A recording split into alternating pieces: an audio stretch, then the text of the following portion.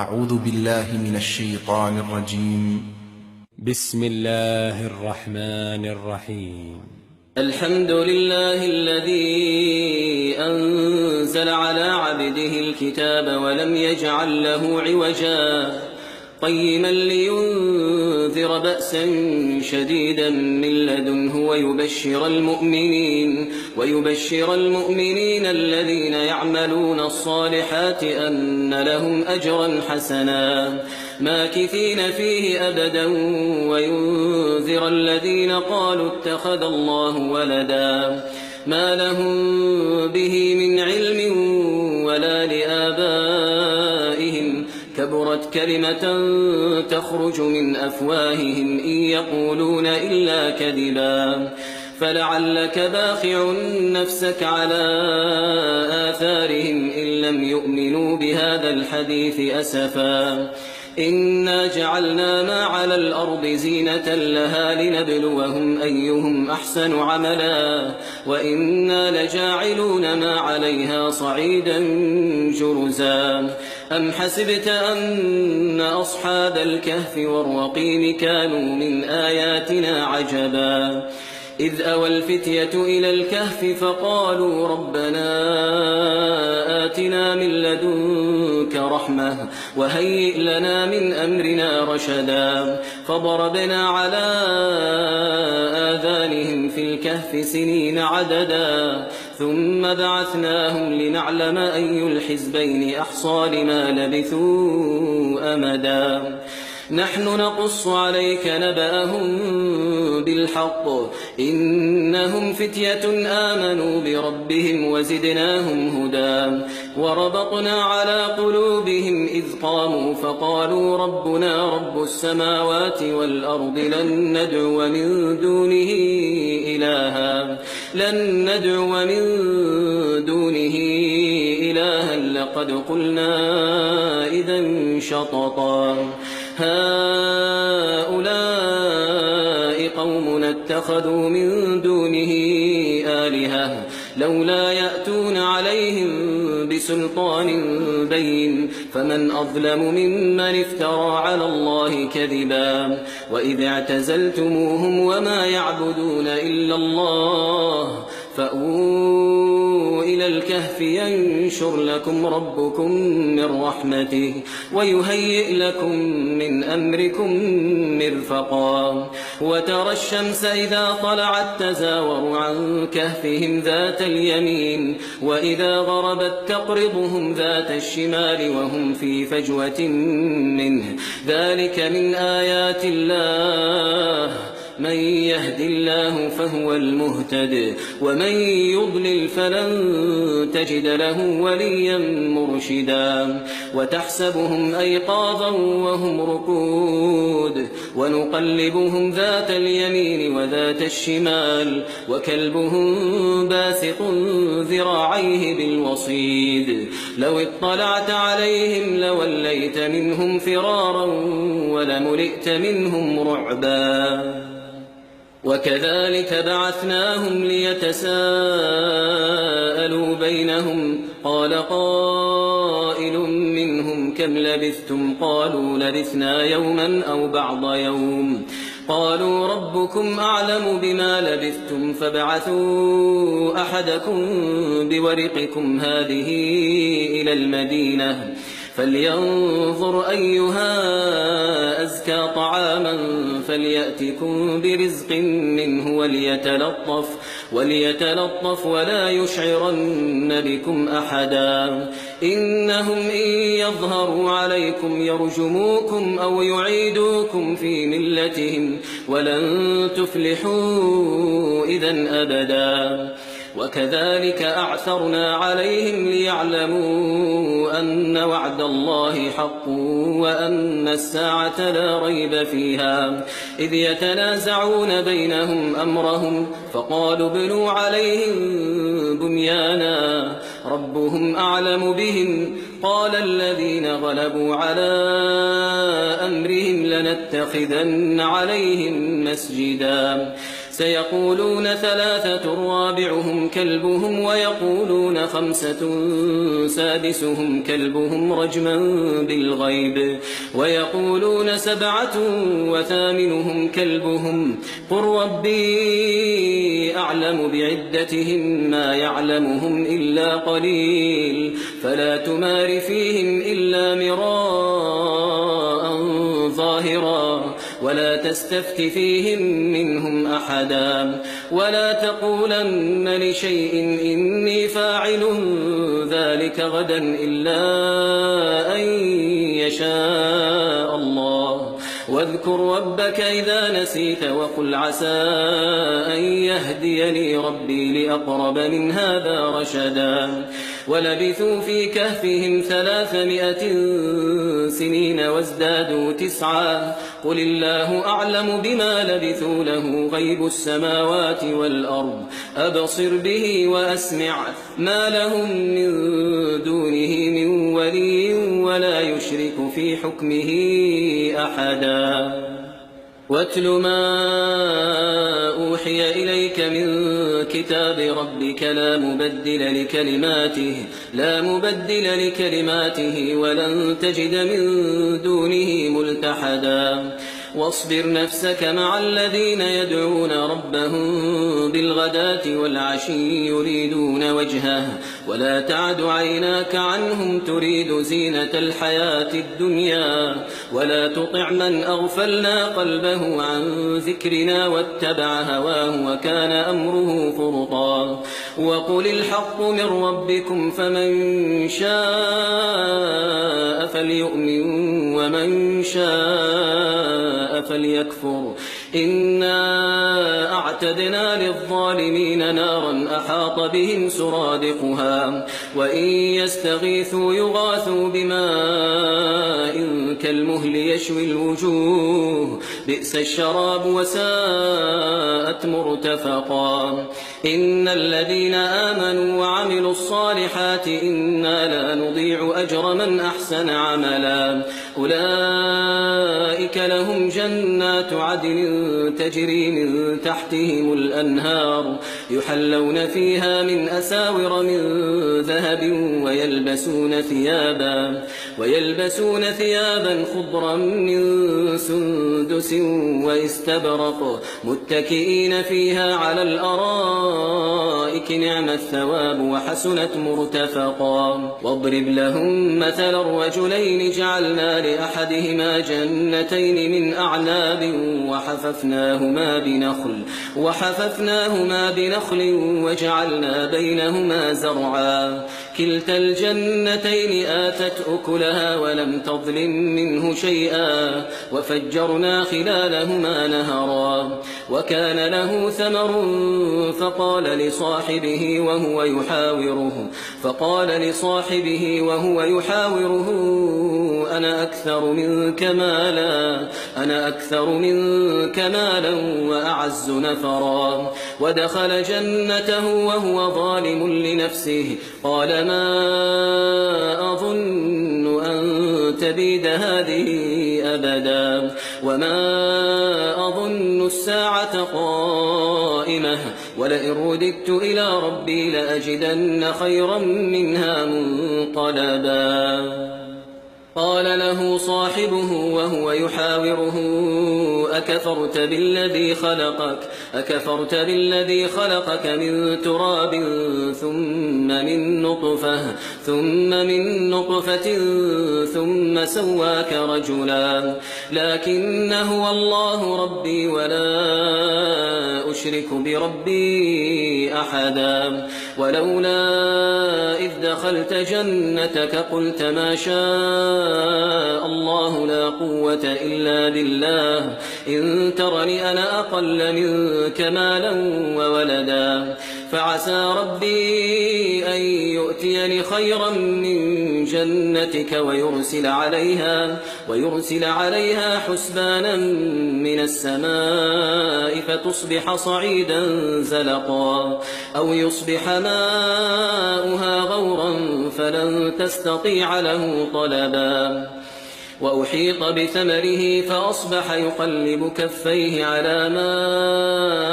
أنفق فيها وهي خاوية على عروشها ويقول يا ليتني لم أشرك بربي أحدا ولم تكن له فئة ينصرونه من دون الله وما كان منتصرا هنالك الولاية لله الحق هو خير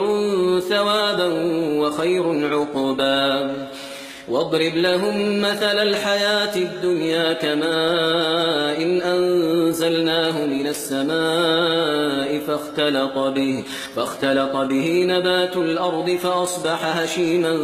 تذروه الرياح وكان الله على كل شيء مقتدرا المال والبنون زينة الحياة الدنيا والباقيات الصالحات خير عند ربك ثوابا وخير أملا ويوم نسير الجبال وترى الأرض بارزة وحشرناهم فلم نغادر منهم أحدا وعرضوا على ربك صفا لقد جئتمونا كما خلقناكم أول مرة بل زعمتم أن لن نجعل لكم موعدا ووضع الكتاب فترى المجرمين مشفقين مما فيه ويقولون يا ويلتنا ما لهذا الكتاب لا يغادر صغيرة ولا كبيرة إلا أحصاها ووجدوا ما عملوا حاضرا ولا يظلم ربك أحدا وإذ قلنا للملائكة اسجدوا لآدم فسجدوا إلا إبليس كان من الجن ففسق عن أمر ربه أفتتخذونه وذريته أولياء من دوني وهم لكم عدو بئس للظالمين بدلا ما أشهدتهم خلق السماوات والأرض ولا خلق أنفسهم وما كنت متخذ المضلين عضدا ويوم يقول نادوا شركائي الذين زعمتم فدعوهم فلم يستجيبوا لهم وجعلنا بينهم موبقا ورأى المجرمون النار فظنوا أنهم مواقعوها ولم يجدوا عنها مصرفا ولقد صرفنا في هذا القرآن للناس من كل مثل وكان الإنسان أكثر شيء جدلا وما منع الناس أن يؤمنوا إذ جاءهم الهدى ويستغفروا ربهم إلا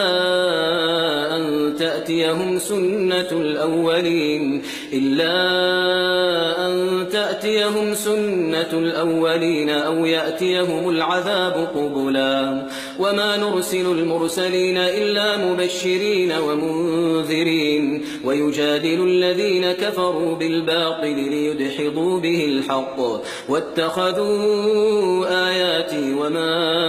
أنذروا هزوا ومن أظلم ممن ذكر بآيات ربه فأعرض عنها ونسي ما قدمت يداه إنا جعلنا على قلوبهم أكنة أن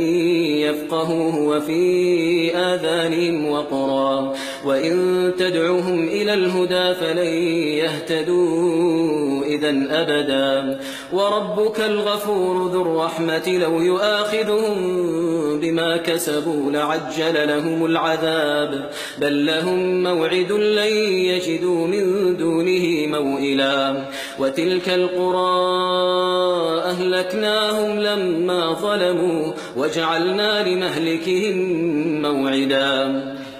وإذ قال موسى لفتاه لا أبرح حتى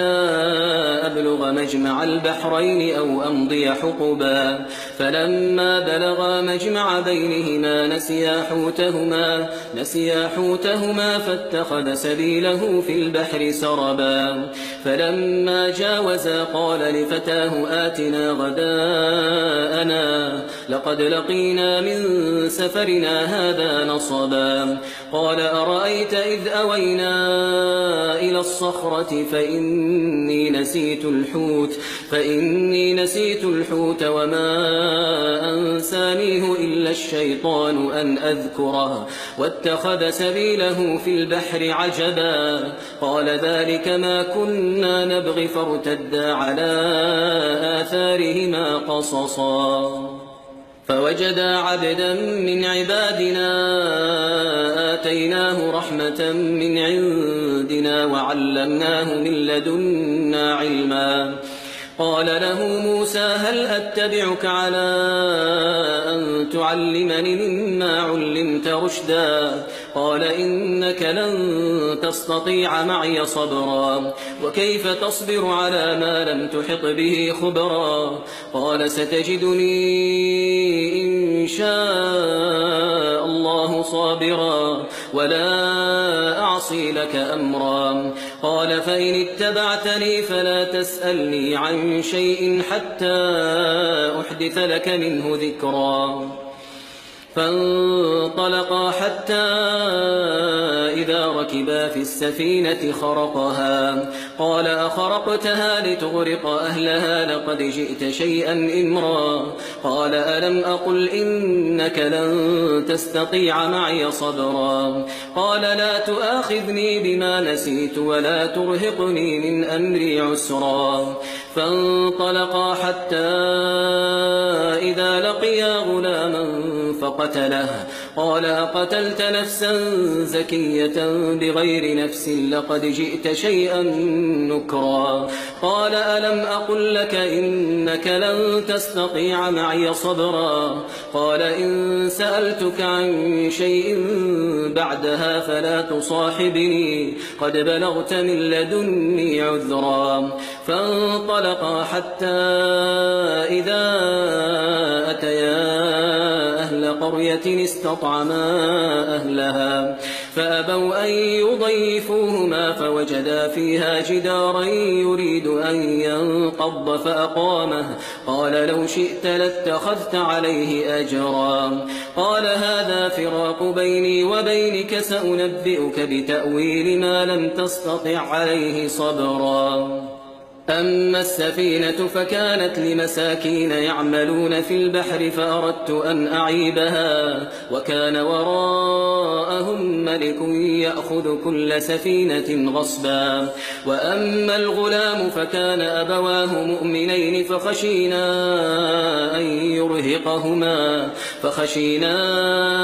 أن يرهقهما طغيانا وكفرا فأردنا أن يبدلهما ربهما خيرا منه زكاة وأقرب رحما وأما الجدار فكان لغلامين يتيمين في المدينة وكان تحته كنز لهما وكان أبوهما صالحا فأراد ربك أن يبلغا أشدهما ويستخرجا كنزهما رحمة من ربك وما فعلته عن أمري ذلك تأويل ما لم تسطع عليه صبرا ويسألونك عن ذي القرنين قل سأتلو عليكم منه ذكرا إنا مكنا له في الأرض وآتيناه من كل شيء سببا فأتبع سببا حتى إذا بلغ مغرب الشمس وجدها تغرب في عين حمئة ووجد عندها قوما قلنا يا ذا القرنين إما أن تعذب وإما أن تتخذ فيهم حسنا قال أما من ظلم فسوف نعذبه ثم يرد إلى ربه فيعذبه عذابا نكرا وأما من آمن وعمل صالحا فله جزاء الحسنى وسنقول له من أمرنا يسرا ثم أتبع سببا حتى إذا بلغ مطلع الشمس وجدها تطلع على قوم لم نجعل لهم من دونها سترا كذلك وقد أحطنا بما لديه خبرا ثم أتبع سببا حتى إذا بلغ بين السدين وجد من دونهما قوما لا يكادون يفقهون قولا قالوا يا ذا القرنين إن يأجوج ومأجوج مفسدون في الأرض فهل نجعل لك خرجا على أن تجعل بيننا وبينهم سدا قال ما مكني فيه ربي خير فأعينوني بقوة أجعل بينكم وبينهم ردما آتوني زبر الحديد حتى إذا ساوى بين الصدفين قال انفخوا حتى إذا جعله نارا قال آتوني أفرغ عليه قطرا فما استطاعوا أن يظهروه وما استطاعوا له نقبا قال هذا رحمة من ربي فإذا جاء وعد ربي جعله دكاء وكان وعد ربي حقا وتركنا بعضهم يومئذ يموج في بعض ونفخ في الصور فجمعناهم جمعا وعرضنا جهنم يومئذ للكافرين عرضا الذين كانت أعينهم في غطاء عن ذكري وكانوا لا يستطيعون سمعا أفحسب الذين كفروا أن يتخذوا عبادي من دوني أولياء إنا أعتدنا جهنم للكافرين نزلا قل هل ننبئكم بالأخسرين أعمالا الذين ضل سعيهم في الحياة الدنيا وهم يحسبون أنهم يحسنون صنعا أولئك الذين كفروا بآيات ربهم ولقائه فحبطت أعمالهم فلا نقيم لهم يوم القيامة وزنا ذلك جزاؤهم جهنم بما كفروا واتخذوا آياتي ورسلي هزوا إن الذين آمنوا وعملوا الصالحات كانت لهم جنات الفردوس نزلا خالدين فيها لا يبغون عنها حولا قل لو كان البحر مدادا لكلمات ربي لنفد البحر قبل أن تنفد كلمات ربي ولو جئنا بمثله مددا قل إنما أنا بشر مثلكم يوحى إلي أنما إلهكم إله واحد فمن كان يرجو لقاء ربه فليعمل عملا صالحا ولا يشرك بعبادة ربه أحدا